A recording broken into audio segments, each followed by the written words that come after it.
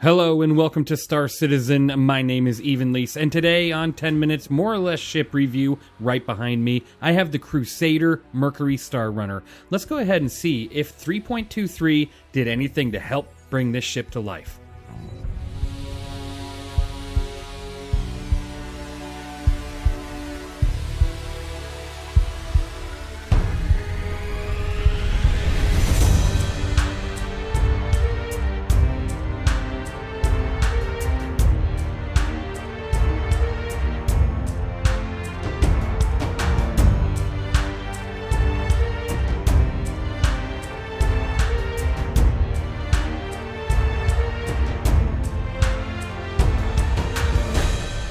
Alright everybody, welcome back to another review. Today, the Crusader MERCURY STAR RUNNER. Now, this ship seems to fall short of its objective, and that's because its primary gameplay element just isn't in the game.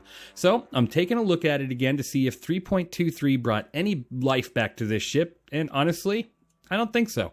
So let's go ahead and go into why that is. Now, you can compare this ship to a lot of ships in game currently because the fact that given its price point, you can compare this ship to the Corsair, you can compare this ship to the Constellation Taurus, you can compare this ship to the Constellation Andromeda, as well as the Freelancer Max, just due to the fact that this ship does those, every one of those ships has the same gameplay elements as this ship currently because, like I said, the main gameplay element ain't there, and that's data running.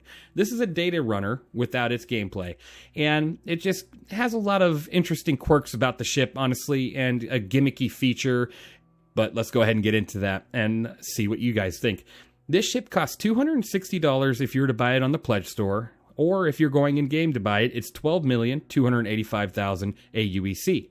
Now, this ship, like I said, in comparison to those other ones, it's a very hefty price tag. So you got to ask yourself, are you buying this for future prep of data running? Are you buying this because you want to look like you're flying the Millennium Falcon? Or are you just buying this because you like Crusader? Because honestly, you can get a ship that's much cheaper and does so much more. Like the Freelancer Max can carry more cargo. The Taurus carries more cargo and has better weapons, and as well as shield and health points. It's just the list goes on and on and on, so there's really no reason to fly this ship, honestly. In 3.22 in prior versions, this ship had two size 3 CF337 Panthers on the front guns. Now, in 3.23, this ship has two size 3 CF337 Panthers on the front guns, giving you a total of 748 DPS. As well as, in the prior versions, both manned turrets, you have two of them, one on the bottom, one on the top, both had CF337 Panthers on them, and now they have CF337 Panthers on them. This ship was given the flushed treatment of, we're not going to touch it, we're not even going to bother with 3.23. It was completely missed, I feel like. It didn't get any gun upgrades, it had no love. Looking at that, it's very hard to see yourself flying this ship currently, because it's like, why would you? The firepower ain't there. The shielding and health, which I'm about to tell you about, just is not there. This ship has 12,000 bubble shield. That's a really, really small amount of bubble shield. It's not even like a luxury tax on this ship. Why are we so low on the shielding here? That's, I don't know. I feel like that's way too low of a shield. And then you have 37,400 health points. I'm sorry, is this ship over $200 and over 12 million AUEC? I just don't see why this ship has such a low amount of everything. Firepower, shielding, health points, even the cargo. I mean, you got a little bit of cargo, and you could fit a NERSA, URSA, and smaller vehicles in the back like the ROC, but you can't fit a Tonk, a Storm, or, a Ballista. So what does this ship really do for you currently in the game, right? Honestly, not too much, because with that health point in the shield area, I wouldn't fly this thing. I mean, I don't know why. I understand it's a great looking ship, and I feel like it's going to have a great future, but currently in 3.23, it's just not there. And I don't want to dog it too much because, it's a great looking ship, and everybody was excited to see this ship hit the game. But then they brought it in game, and it turns out it has only one entry, which I will say, they did say they were going to add another one. Obviously, that's going to be a little while out. there's a lot of ship refreshes that are been talked about, like the 600, the Constellation, the Freelancer. I mean, there's so many ship refreshes they have to do. I just don't see this ship getting refreshed any sooner than those ones. So you have one entry point. So it kind of really screws you when fire propagation comes in, as well as just containing any sort of air breach, right? And then you carry 114 SCU of cargo, which isn't terrible. It's not a terrible cargo hold. But then you get this like little elevator here, which you don't even need to use. You just jump right on up. You have a ladder, or you can just jump to get up there. So interesting use of space there. To your left, you have a lot of your component access. You go through this door. All your components are going to be hiding underneath here. So all these little panels here, and you got your shield generators, quantum drive. You got a singular room here with a lot of components. And then, oh my God, that door almost just killed me. Moving on. If you go to this panel over here on the wall, you can click that. It'll open up a nice little secret panel. And then if you click that button, it'll open up the door here, which is like a secret crawl space. Because this is supposed to be like a smuggling ship, and you can go under here and, hide some cargo here. This is like a shielded cargo room, and go down here and have like a complete access to the underside of your ship, which honestly feels like a massive gimmick, because the only reason you'd use this is if your ship was disabled and you knew someone was about to board you, you would hide under here and hopefully ambush them to have a better, case of winning, right? I don't really see any other point of using this room. I will give you a little tour down there in just a little bit, but outside of that, if you were to jump on in here and take a look at the next portion, you instantly access from the cargo room here, the server area. This is where your data running comes into play, right? So this is a very interesting area, because why is it all out in the open like this? I mean, the ship's important role is to data run and to keep that data secure and safe. Yet it's sitting here in the hallway where you're more than likely going to be running, tripping, falling, taking a lot of damage when you are under attack, compared to maybe shoving it here in the scanning room, where the big old scanning radar dish is connected to right here. So you got a lot of wall space, and none of it's being used for any of this server stuff, which is, kind of disappointing. You'd think a lot of that would fit in here pretty easily. Now, if you move on to the right side of the ship here, this is your turrets, your manned turrets. You got the one here that goes up and the one here that goes down. Again, a lot of your server access here, and then your manned turrets. And then if you move on over here, you go to the bridge, which this is not the bridge. So it's telling you that that's heading towards the bridge. But over here, you got habitation, if you go to your right. So anywhere for your crew to sit, sleep, watch TV, drop a load, do what you need to do. These are bathrooms here. So if you were to open the doors, this is going to be a restroom here and a restroom here. I like that they gave you 2 restrooms. It's not often you see more than one restroom in a starship of this size. So pretty interesting. Good thing they did. It's very cramped. And then you got some beds over here with some potential storage. Whoops, I don't want to lay down. Potential storage underneath or up top, actually, or here on the side, or, here in these lockers here. It just, it's kind of spread apart, which is kind of nice. And this is where you're going to do your logs and talk to your, spouse and, have a good old time, watch some TV or whatnot. Moving back into the bridge, as it's labeled.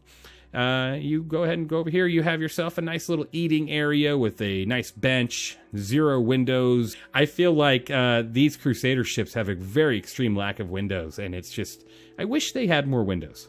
I really do. Now, looking at the ship here, you do have a nice little kitchen area, of course, a place for the crew to relax. You can't access any of this yet. When you are able to, that'll be really nice. And then if you were to pick up like this chess piece here, you can absolutely have access to the underneath walkways by placing it on like this little, spot right there. And then you can go underneath there and go and hide around if you need to. Take that on off there, and it'll go ahead and shut that door. So you might need somebody up here to go ahead and shut that for you. Oops. I meant to place that over here. Whatever. Let's play a game of chess while I'm in the middle of this. Now, there's multiple access points to that underneath area. Well, that's an interesting graphics bug. And over here, you have some weapons locker area. So if I pull out my gun, I can go ahead and place a gun here. I don't want to. Why did you just drop it like that? Oh, no. What am I doing? I'm inspecting my fist. Okay. Anyways. Oop, there's my handgun. Oh, that's fantastic. Oh, where'd my gun go? Is it back on me? Yes, it is. Okay, well, that works out. Moving on to the actual bridge.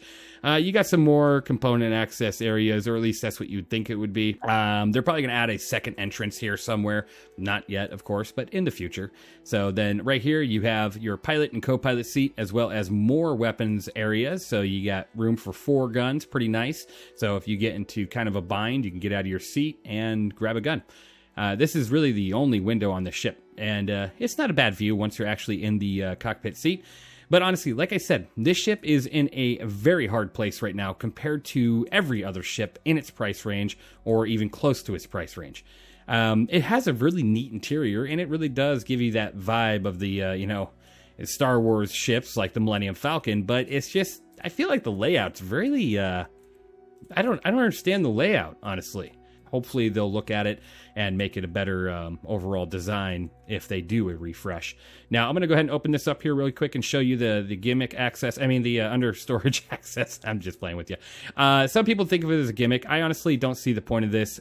Why is this the only ship in the game to have a underneath area, especially in bigger ships, right? You would think this would be commonplace just because this would be how you would take care of a lot of your ship, right?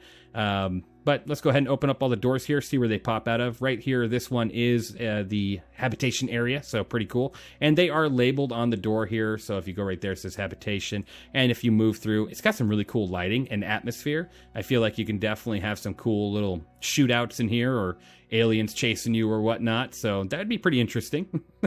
But moving on into this little network of tunnels. Right here leads you to the engineering area, and I feel like this would be quick access to get to certain parts of your ship if you are getting boarded, but really, how often is that going to happen? I don't know. We'll see. And then if you go up here, it goes into the scanning room. Again, a nice little door to get to another part of your ship. And then if you continue on over here, it takes you over to another access point.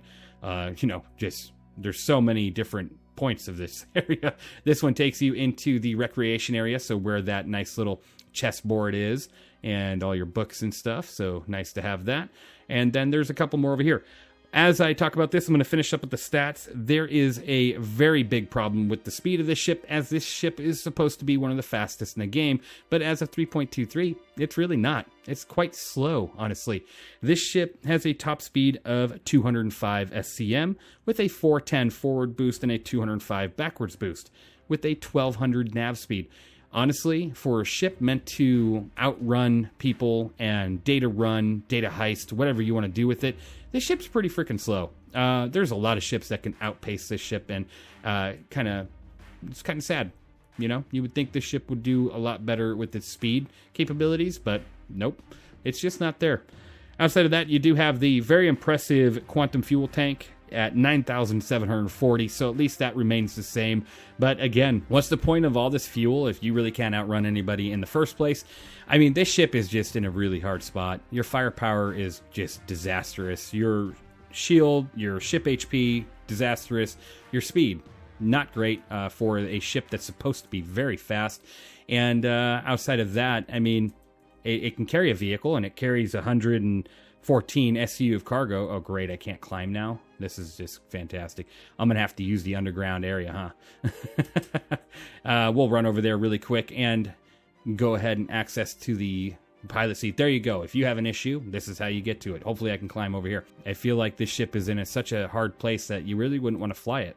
So honestly, what is my score of this ship? This ship, from me, and it has a very high EM rating, by the way. I'm just going to let you know that. So expect to be seen from a very long distance. So data heist is going to be pretty difficult with that.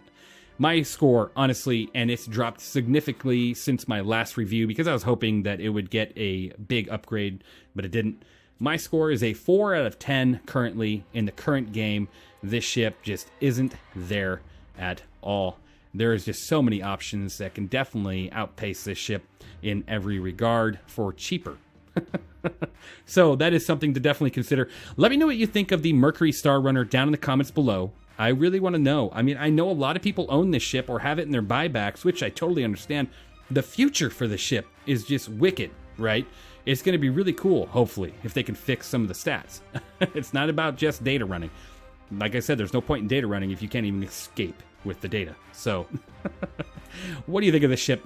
Leave me a comment down below. Thank you guys for watching. I hope you enjoyed, and I will see you in the next one.